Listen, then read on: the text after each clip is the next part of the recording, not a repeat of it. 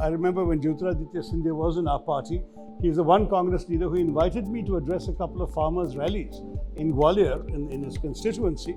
And he was astonished to discover that I could talk to farmers about their problems as well. Mr. Modi is considered a great leader because he's a fabulous orator.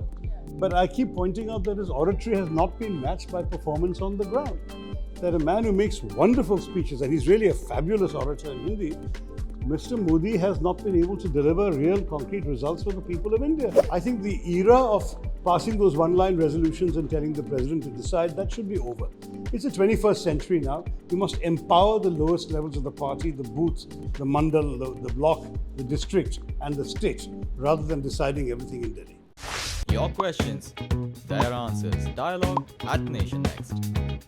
We have two contestants for the post of president in the country. One is Mallikarjun Kharge and Mr. Shashi Tharoor. Joining me is Mr. Shashi Tharoor, who has officially thrown the hat into the ring. A very warm welcome, sir. Thank you very much, Radhika. Good to be with you. Thank you, sir. So you have to tell me, you said that you are going to decentralize the autonomy in the party.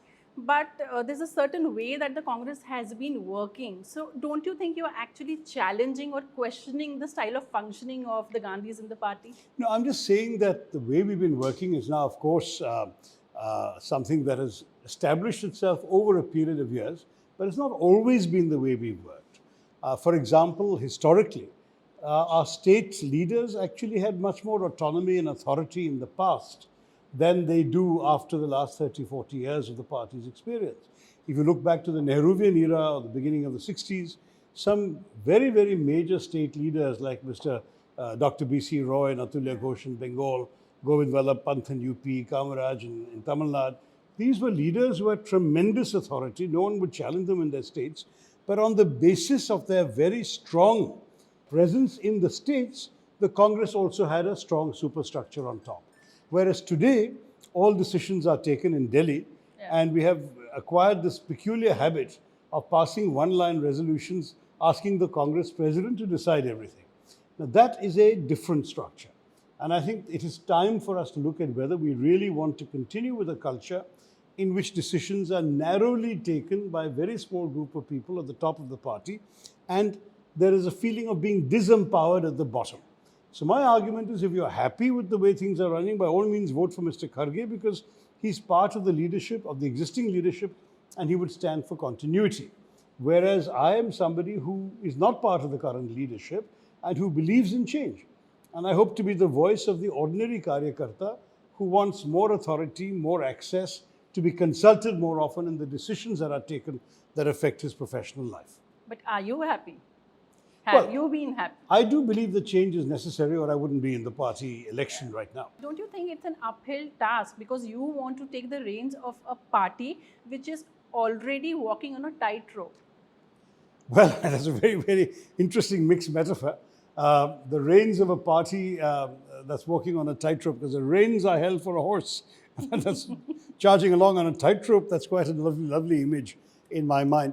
I'll tell you that I think the tightrope, in a sense, is the tightrope between a very long and storied history where the Congress party has been the party of our independence struggle, a party that has brought us to freedom, and the party that ruled India for almost half a century in the 75 years since independence.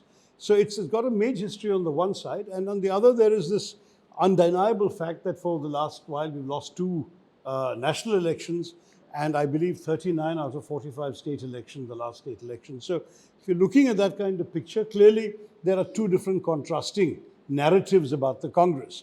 And yes, this is the right time to turn that horse back on the tightrope towards the great history and away from the recent failures.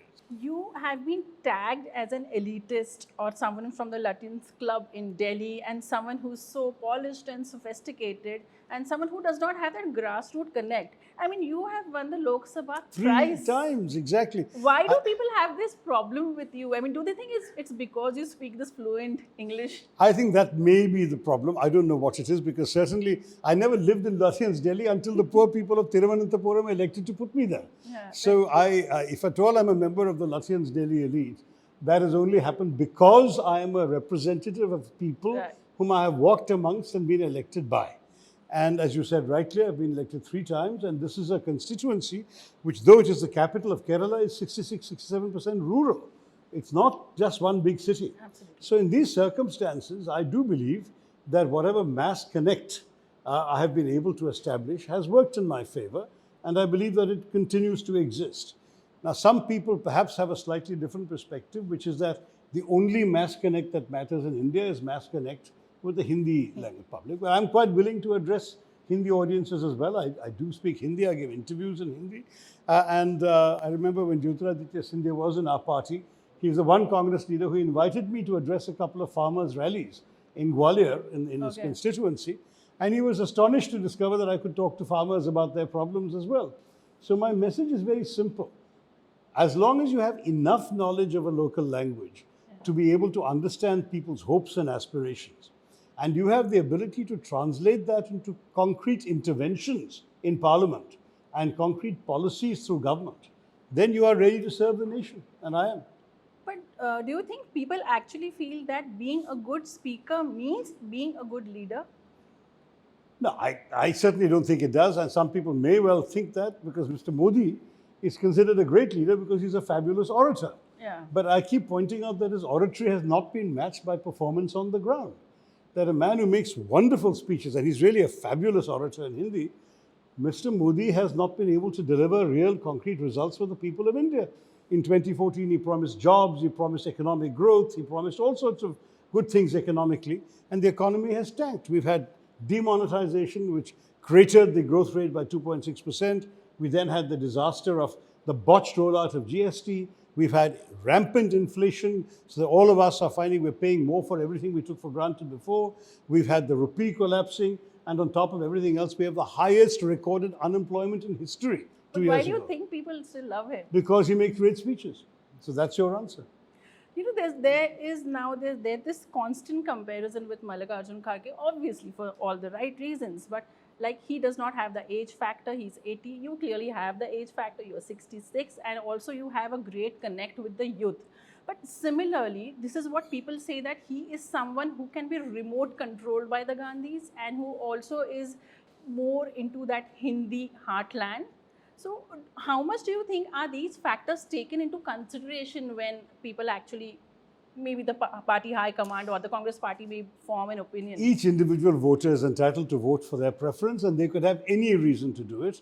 I wouldn't want to be presumptuous in saying that they should vote for me because of ABC. I would simply say that I do stand for certain things. I mean, the good thing, I suppose, about me is that my beliefs are an open book. I have been somebody who has, for the longest time, expressed my views. I've published books for 41 years now, so anyone can look me up and see what I believe. They can see that I consistently have espoused a certain worldview about India, a certain sense of how the country should be, an idea of India. And that idea, to my mind, is fundamentally important for our country's future. And I'm going to stick to that. I didn't learn my principles from the Congress party. I brought my principles to the Congress party. And I hope that those who support me will value my principles, and they'll also value my independence of thought. My sort of vichardhara is my own, but it is completely congruent with the ideology of the Congress party. You know, selected versus elected president, how much do you think is actually going to be taken into consideration? Because ultimately, let's admit, there is a party high command culture, and ultimately all roads lead to 10 Janpad. Well, look, I mean, this selected versus elected, when you have 9,100 voters, you can no longer say it's selected. That is an election. It may not be a very big election, but it is still an election. And the fact is that if these people collectively, in their wisdom, decide that Mr. Kharge is the right man for them, I think that's absolutely their privilege. And the truth is that every electoral body gets the leadership it deserves. And so my view is that in this particular instance, we leave it to them to decide. As far as I'm concerned, I'll put forward the best case I can for myself. And I hope that through my efforts, which have been considerable, I'm running around like crazy, I'm hoping to give a good account of myself. Why do you think the Gandhis should consider you? According to people, you are an elitist, you know, maybe you are someone who's not really connected to grassroots level. In their mind, you are very aristocratic, very classy, very sophisticated, this English speaking person. On the contrary, people find that Mr. Kharge, who maybe they can associate with Sitaram Kesri, maybe in 98 he was the last non-Gandhi to be elected. Do you think these factors, matter? Well, I think it depends on what the voter thinks matters to them. I'll tell you who can relate to me. I was born in a middle-class family. My father was a newspaper executive. We had no big fortune. We had no political pedigree. We were just simple, ordinary middle-class folks who believed in hard work and good education. The only legacy my father was able to leave me was an education. Me and my sisters, whatever we've achieved in life, is because we went to school, studied well, and worked hard. And thereafter, whatever came thereafter was a result of our own efforts. I think there are a lot of people, middle-class people in India today who can relate to that. Because they too are working very hard to achieve what they got. And frankly, if that's what they're looking at, I am very much an embodiment of that. Yes, Mr. Kharge has a different history and I have great respect for him. But I don't think that we're voting for somebody's biography, we're voting for somebody's future contribution to our lives as a leader of a national party. And there I believe I genuinely have something to offer to young people because I do recognize their aspirations and I want to work to fulfill them. When we talk about Gandhis, there's a lot of talk about dynasty. But now if we see the Bharat Jodo Yatra, we've seen you as well as, the public adulation, kids coming and crying in front of Rahul Gandhi and they being happy looking at him. Why do you think this emotion is coming from? Is it because it's Rahul Gandhi or is it because he is someone related to the grand old party and Pandit Nehru and Indira Gandhi? Like what exactly is the emotion? All of that could be there because, there's no question that the Gandhi family, the Nehru-Gandhi family, that DNA is inextricably tied into the Congress. And Congress supporters very often have a tremendous loyalty to and adulation for the Nehru-Gandhi family. And that's why I think that any representative of that family is seen as embodying a certain heritage, which the people are willing to cherish and applaud. So that's one factor. The second, I think, also is that Rahul Gandhi is young, attractive, good-looking and charismatic, and so people come and see him. I've been walking with him. I've seen 6:30, 7 o'clock in the morning, there are people showing up in large numbers. Do you think it's also because of you? I don't know. That's up to you to tell me. But I can say that as far as this kind of thing is concerned, when a figure like Rahul Gandhi sets out on a march like this, I genuinely believe that he will attract a lot of public attention, and no Congress president should be foolish enough to do without that. A Congress president will be elected in 20 days, but the Bharat Jodo Yatra will continue for 150 days. And to my mind, the new president should encourage Rahul Gandhi to continue, should applaud him and support him and go and join him for a while if need be, because the idea is this is doing good for the party. So let's convert what you are presenting almost as a contradiction or a challenge. Let's see it as an asset. It's an asset for the party, for the new president. So if you become the Congress president, considering the factionism or the dissent or the cracks that have been appearing in the Congress party, do you think to join all the pieces and to set things right, do you think it's going to be a utopian vision for the president? No, I think that's exactly the challenge we have to fulfill. We have to join all the pieces. We have to try and find a formula that will reduce dissidence, and we have to find a way of going forward. And I believe we can. Decentralize authority, reimagine the role of headquarters, things are spelled out in our manifesto, and empower the ordinary party worker. I think if party workers feel that their views matter, that they're being consulted, I don't think any party worker thinks he's going to decide everything. But he wants to know the decisions made after his opinion has been sought. And that's the kind of thing we all want to see in our lives, right? If you're working in a company or whatever institution you're in, you'd like to feel that before the boss takes a decision, he or she has listened to what you have to say. Thereafter, it's their decision. But you feel that somehow you have a stake in it because you've given your point of view. That's what any political worker also wants. And we need to create structures that enable them to do that. I think the era of passing those one-line resolutions and telling the president to decide, that should be over. It's the 21st century now. We must empower the lowest levels of the party, the booth, the mandal, the block, the district, and the state, rather than deciding everything in Delhi. It's usually said that unless you are 70 or a Gandhi, you don't really have a say or you aren't taken seriously by the Congress party. You are 66, you have 4 more years to go. To be taken seriously. Now, I hope I'll be taken seriously this year. That's one of the messages of this contest, is that there are ideas that the party needs to listen to. You have always praised Mr. Narendra Modi for certain initiatives, Swachh Bharat or any other International Yoga Day. But that's not something, that's the ideology of Congress when it comes to Mr. Modi. No, actually, the things I've praised Mr. Modi for are things we too could have done. Swachh Bharat came out of an exhortation by Mahatma Gandhi to keep the country clean. He famously said, sanitation is more important than independence. We didn't listen to him then. If Mr. Modi has made it into a prime ministerial issue, I think it was worth supporting. But I did say, if it descends into a series of photo ops, then I want no part of it. And sadly, that's what happened. You found people coming and putting some kachra on the street. Some minister or a celebrity would come with a broom. Photos would be taken. Bharat Swachh ho gaya. They went off. Photographers went away. Story over. That's not Swachh Bharat. Bharat should be much cleaner than it was when Mr. Modi started, and than it is today. We need to give much more priority. You walk anywhere, and you don't even see a garbage bin where you can throw your garbage in. So people drop it on the street. Anywhere, any beautiful park in our country, there'll be plastic bottles, there'll be Kleenex tissues, there'll be paper napkins, whatever, because there is no place to throw them. Now, if you make waste paper baskets everywhere, and then you make it compulsory that your garbage will not be, and anyone who throws stuff elsewhere will actually be fined, I think we might change behavior. Other Western countries, the same Indians who litter here don't litter in the streets of New York or London. Let's start behaving as if we're proud of our own country. And that's on Swachh Bharat. But there are other things that he's done. I don't think Congress would have any problem with the idea of International Yoga Day. We're proud of yoga. Nehruji was a big practitioner of yoga. I can show you photographs of Nehruji standing on his head, right? Or the four things I praise Mr. Modi for: Swachh Bharat, International Yoga Day, World Sufi Conference, World Buddhist Conference. And the Sufi and Buddhist conferences were actually very good examples of showcasing India's own plurality. We are home to every religion, including Sufism and Buddhism. And if we can celebrate that in India, there's a lot to be happy about, and the people from the world can come to us. But I always stress Mr. Modi's fault has been no follow-up. Apart from Yoga Day, which is celebrated every year, the other issues, Swachh Bharat has not been properly followed up. There's no real projects going on. If you look at World Sufi Conference and World Buddhist Conference, once it happened, never repeated. That kind of thing is not good enough.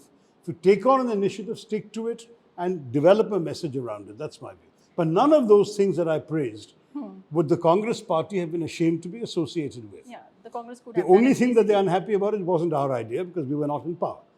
But if it had been our idea, it would have been something that no one would have said is against Congress ideology.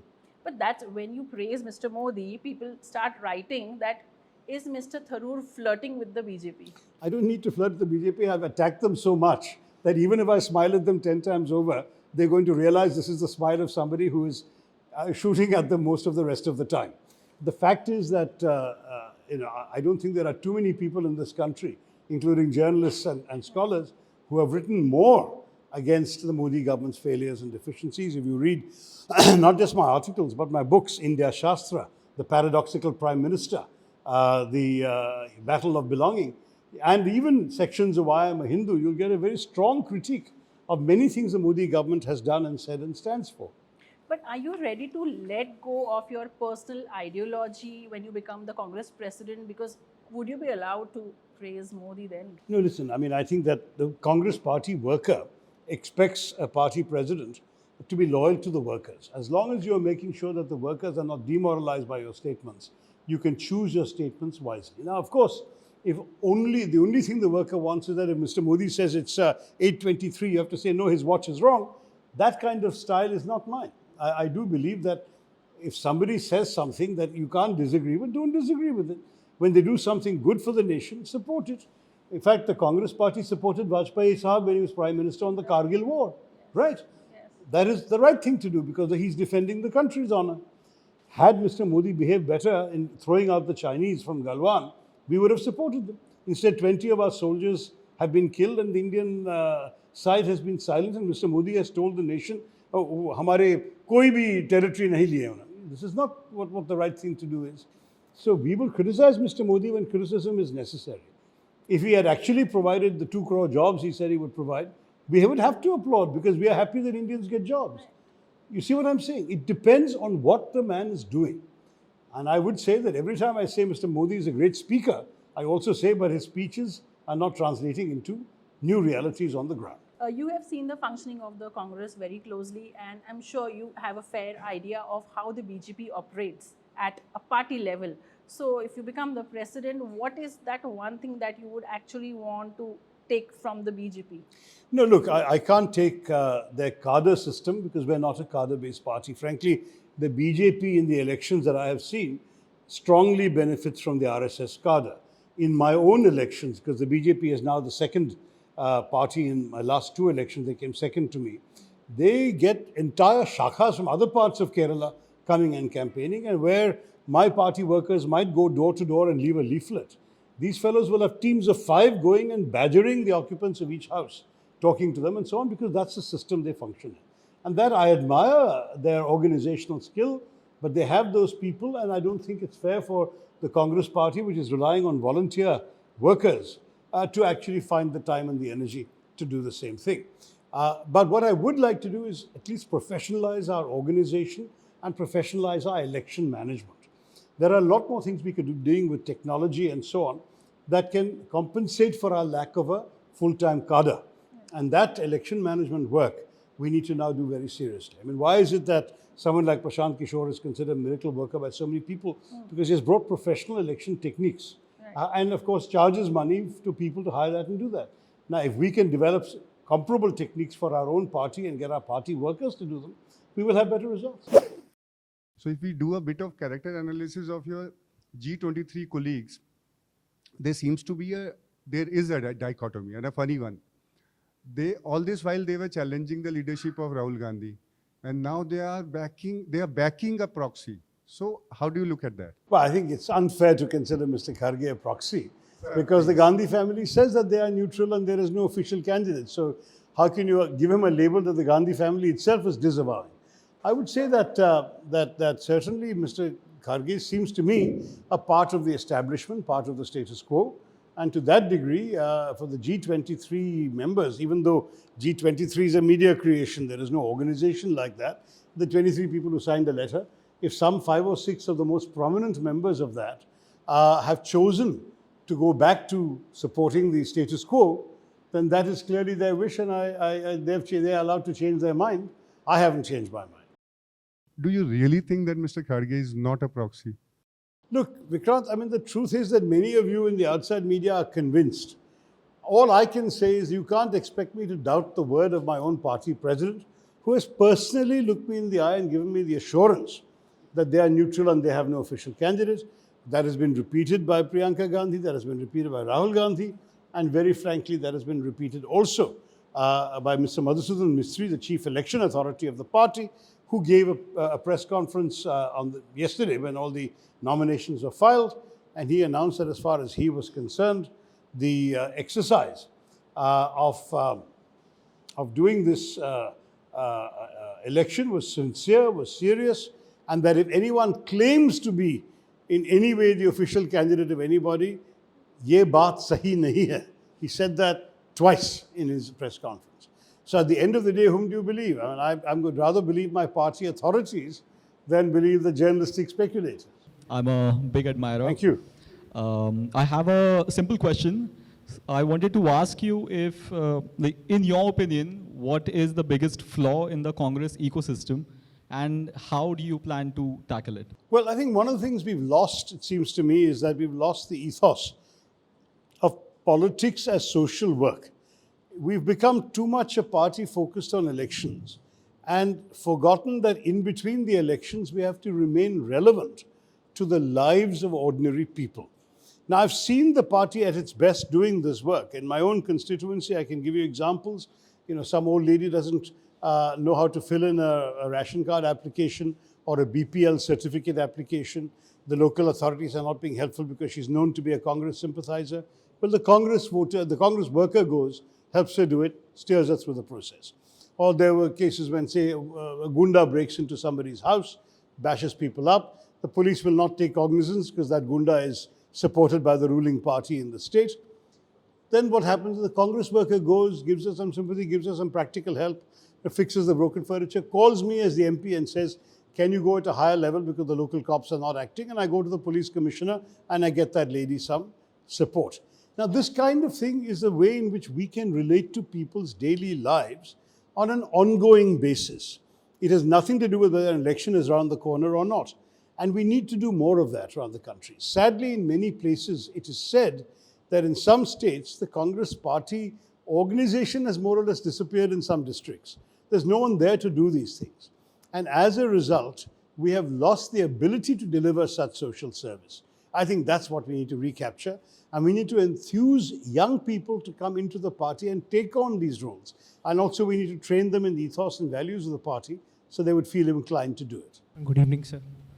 So basically, what strategy Congress will be needing to, I mean, practically you guys must be discussing this more than us locally, that or kitna time dekhenge BJP government, matlab, because to me particularly, this seems, aren't we going more towards being next Russia or China in case of this? Fortunately, our temperament is not like the Russians and the Chinese. I don't think we'll accept a dictatorship like that. But let me say that people also assumed that people were so popular that they were impregnable. They thought that about Rahul Gandhi after his sweeping victory in '84. They thought that about even the 2009 Manmohan Singh government. People said, my gosh, BJP is completely crushed. Manmohan Singh has come back. Congress party with this kind of leadership will be re-elected all the time. I remember a Congress minister, I won't name him, he's still around and active and prominent, saying, we'll be in power till 2024. I mean, that was in 2014 2009 that I heard this. And look what happened. So no one should assume invulnerability. Mr. Modi may believe that he is invulnerable. I don't believe he is. And one simple data point is that he won with 37% of the vote last time and 31% of the vote the first time. That means that a considerable majority, 69% in 2014, 63% in 2019, actually disagreed with what he stood for and rejected his appeal. They went with other parties. Now, the problem is there were 40 other parties. So in our first past the post system, you can win a seat with 35%, 40% of the vote if the other 60 is taken by lots of parties, right? So what we need to do, clearly one factor mathematically, is to sit down together with opposition parties and say, can we avoid such conflicts as much as possible? Now, I know there are party agendas, manifestos, egos, everything. But if we can work out a common minimum program on which we all agree, ideally in advance of the elections, we can prevent this kind of division of votes. Secondly, if we can't do this at a national level, can't create a truly Mahagathbandhan, can we do it on a state-by-state basis? Because there'll be different partners in each state. So for argument's sake, if you're not able to agree with, say, Orissa, but you can agree in Bengal, create an arrangement like this in Bengal, create an arrangement like this in Bihar, as we have now in Tamil Nadu. So you, in some cases, will say, all right, we recognize that the regional party is more powerful than us. We'll sacrifice some of our interests in the interest of the larger goal of winning more Lok Sabha seats. That kind of thing requires a certain amount of patient negotiating and a certain willingness to compromise. Negotiating is something I've done. I'm reasonably decent at it, and I'd like to give it a crack. But I'm just saying that's one way forward. In the end, it may not work, because no party will compromise on its own self-respect and its own identity and the interests of its own workers. So beyond a point, no one will surrender. But if we can find mutual common ground in a decent way, and we can do it sufficiently in advance of the 2024 election, with that data point alone points to one way forward. But I would say we can go beyond that. There are very specific failures of the BJP government we can point to. In 2014, they promised economic growth and jobs. Instead, they delivered the disaster of demonetization and the disaster of the botched implementation of GST. Demonetization was a bad idea implemented badly. GST was a good idea implemented badly. But either way, the economy got a hit. Unemployment has never been so high in the history of recorded unemployment in India as it was a year ago. Now it's slightly improved. But in a nation where cricket is everything, religion is everything, celebrity is everything, यहाँ इतना economy और ये सब का discuss करके what are we? Because they are going to discuss about Hindu Muslim, they are going to discuss about कि ये हो रहा है, they are buying the channels everywhere. Rahul Gandhi is doing Yatra, okay. I get to know from my friends. But it is not being showcased on television, then how people like us who are not viewing Aaj Tak every day are going to see this, what people in Congress are doing every day to go there. That's partly our job as party campaigners. We have to go to people and say, has your life improved in the last 8.5 years because of anything this government has done?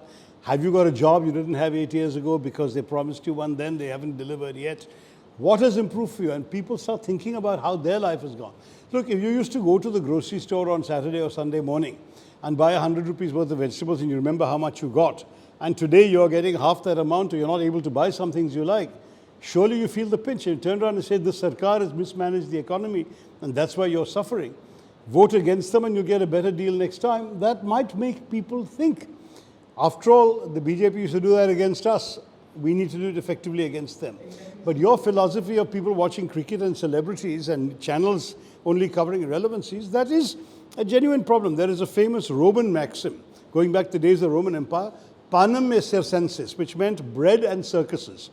You give the people bread to eat, you give them circuses to watch, entertainments, and they will no longer care about how badly the emperor is ruling and oppressing you. But is Mr. Modi giving enough bread? When I say bread, I mean jobs, I mean economic growth, I mean certain prosperity. If people's life has become tougher, then you may have the circuses on television, but you may not be able to afford to pay your electricity bill to watch that television. Then why would you vote for Mr. Modi? I just think we have to understand that there is a message we can give, and we have to give it more effectively. Thank you so much, sir. It was a pleasure hosting you. Thank you so much. Nation Next, News Hub for New India.